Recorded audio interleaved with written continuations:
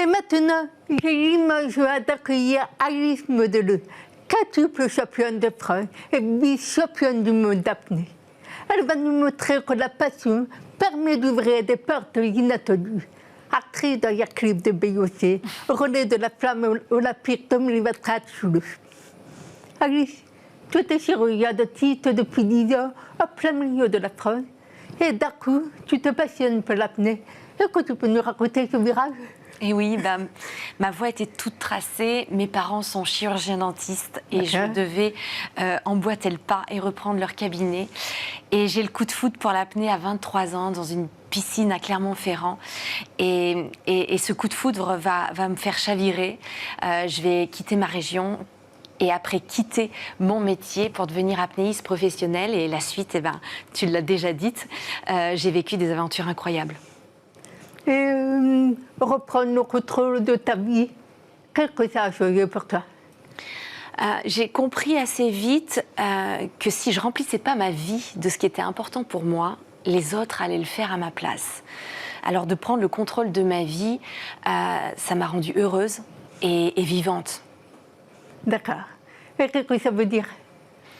Ça veut dire que je me sens à ma place et ce que je souhaite, c'est justement inspirer d'autres personnes à être elles-mêmes et assumer ce qu'elles sont et vivre leur vie pleinement.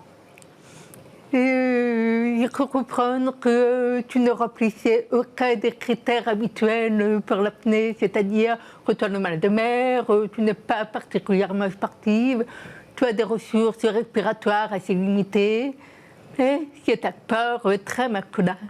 Donc comment es-tu devenue vice-championne du monde?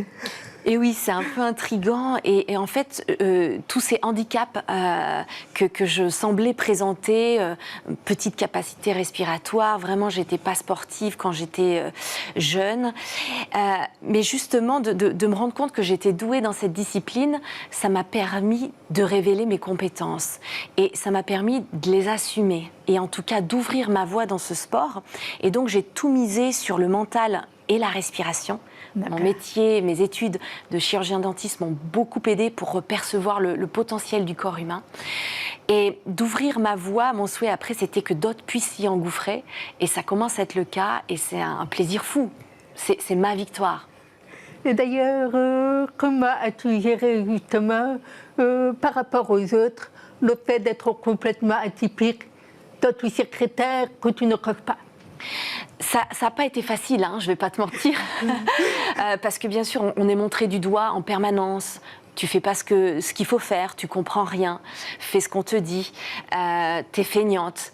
Donc c'est assez violent, mais quand on arrive à le prendre du bon côté, on se dit « Ah, si ça paraît tellement improbable pour les autres, mais moi je le ressens tellement fort », c'est vraiment, je suis sur ma voie et ça m'a donné le courage de persévérer et d'aller voir ce qui se cachait derrière. Et d'ailleurs, comment gères-tu quand des personnes sont un petit peu agressives, parce qu'elles ne comprennent pas comment tu fais? Ça m'a longtemps blessée. Et du coup, j'avais tendance à réagir. Mais finalement, la principale chose, c'est de se dire que la personne ne comprend pas en face et de la respecter et de nous continuer notre voie. Ça l'incite à avoir la belle facette des choses et on l'embarque avec nous. Donc c'est une force. D'accord. Donc quelque part, en fait, tu transformes ça en rôle modèle? Exactement. Transformer ça pour lui dire « Je vois que ça te perturbe, mais viens, je t'emmène avec moi, je t'accompagne. » Génial. Et comment fais-tu pour concilier justement cette notion de liberté d'être soi avec le cadre du sport de haut niveau, l'extrême performance? Alors, le plaisir. Oui. C'est vrai que pour moi, la performance, elle est vraiment d'être soi-même. Parce que c'est pas facile.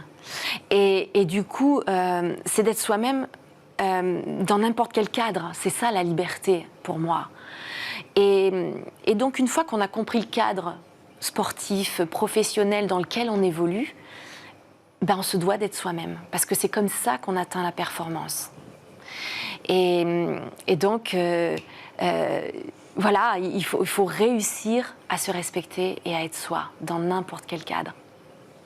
Et souvent, les gens me disent tu as de la chance, tu as une passion. Et c'est pas vraiment vrai. En fait, je vis tout avec passion. Que ce soit ma vie de chirurgien-dentiste ou ma vie d'apnéiste, j'en fais mon aventure. Et c'est pour ça que ça marche. Extraordinaire. Et maintenant, j'aimerais bien, si tu veux bien, que tu nous emmènes dans une plongée avec toi. Oui. Et que tu pourrais nous expliquer ce qui se passe au fur et à mesure que tu plonges dans le Grand Bleu. Oui, alors ce qui est très marrant, c'est que au fur et à mesure qu'on plonge, ben bien sûr, on se prive de respirer, on est seul, il fait parfois très froid, il fait sombre, et pourtant, on se sent libre. Parce que ça nous fait percevoir nos ressentis, on apprend énormément de choses sur notre corps, la gestion de nos émotions, et on ressent une certaine puissance.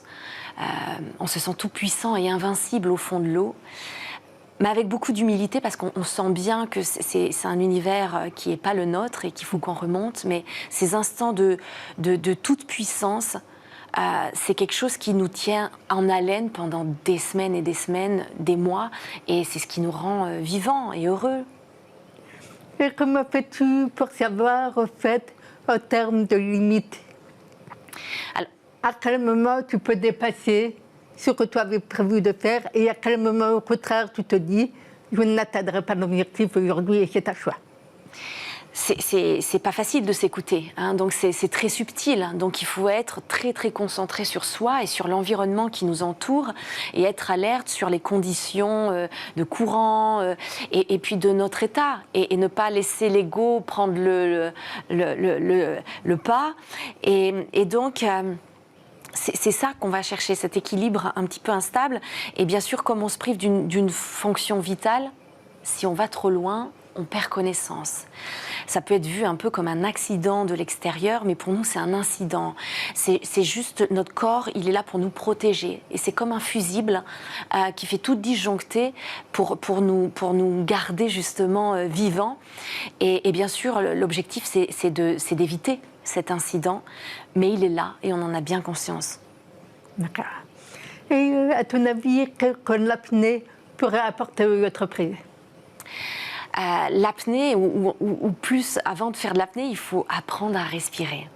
Et donc, moi, j'ai vraiment appris à respirer quand j'ai commencé à faire de l'apnée.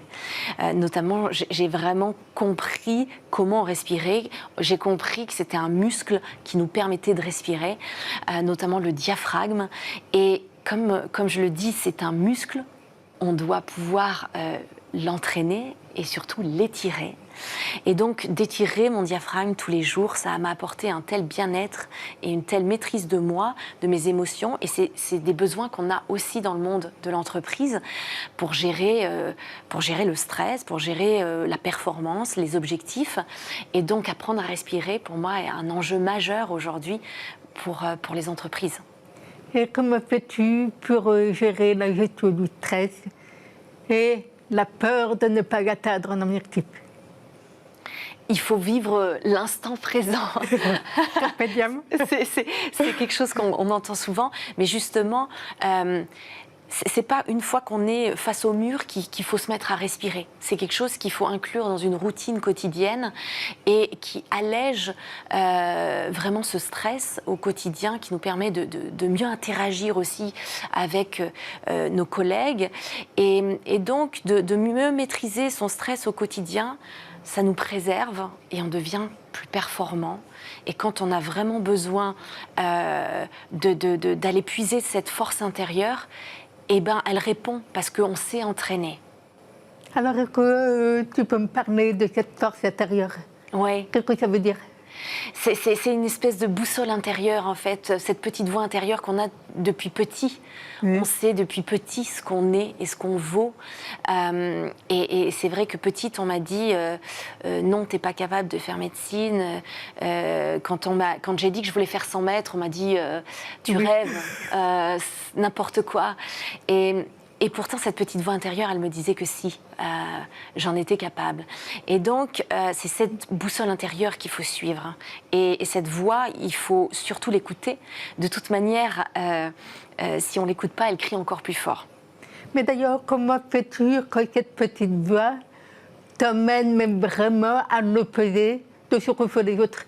Oui, alors au début, c'est perturbant parce que quand tu avances à contre-courant en permanence, c'est déstabilisant. Mais elle sait. Notre corps sait mieux que nous. Moi, j'ai l'impression d'être la cavalière d'un pur sang. Et des fois, c'est vertigineux, mais je ferme les yeux et je me laisse guider. Et je sais que mon corps, il me veut du bien, que la vie, elle est bienveillante. Et qu'elle veut juste me permettre de m'épanouir et d'accéder aux personnes avec qui j'ai envie de partager ma vie. Donc, ça veut dire qu'en fait, tu fais confiance à la vie. Je fais confiance à la vie, clairement. Et quand elle me propose des challenges, je sais que c'est pour mon bien. Je sais qu'elle veut révéler mon potentiel et elle veut que j'assume mes compétences. Ah, c'est une question d'assumer tes compétences. D'accord, intéressant. Et je pense qu'il y a une chose concernant l'apnée, c'est le rapport avec l'art, avec le beau. Parce que quand on voit une femme faire de l'apnée, personnellement, je trouve ça magnifique. Un peu comme une danse sous l'eau. Et c'est vrai que la première chose qu'on m'a dite quand j'ai battu mon record du monde, c'est sous l'eau, on dirait que tu es une danseuse. Et ça m'a beaucoup touchée parce que, en effet, je pense que quand c'est beau, quand c'est fluide, eh ben, c'est performant. Et donc, j'ai peut-être pas la même force que certains coéquipiers, mais d'avoir cherché la beauté du geste, la technicité, ça m'a rendue performante et du coup ça m'a incitée à aller chercher le geste parfait. Et quel est ton rapport au silence? Au silence? Oui. Eh ben, c'est agréable le silence. C'est ce que je vais un peu chercher parce que quand on vit à 100 à l'heure, qu'on est un peu hyperactive, on a besoin de calme. On a besoin de... C'est ce qu'on va chercher sous l'eau. On va chercher ce calme intérieur, ce calme environnant, même si ce n'est pas le silence parfait, ça fait énormément de bien. Ouais. Je n'ai pas à moi que je peux dire le contraire. Tu me confirmes. Et pour le mot de la fin, quel message aimerais-tu envoyer à toutes ces femmes qui n'osent pas assumer leurs compétences par peur de l'entourage? Je dirais à ces femmes de penser à l'après. La fierté qu'elles auront de se respecter et de se faire respecter. Et c'est vrai que c'est jamais facile et ça fait toujours peur, mais une fois qu'on l'a fait la première fois, on sait à quel point c'est vertueux et c'est libérateur de se respecter. Et il faut toujours se dire que quand une porte se ferme, une autre s'ouvre et surtout il faut oser y aller. Merci beaucoup Ali pour cette plongée passionnante de ton univers. Merci Virginie, merci à toi.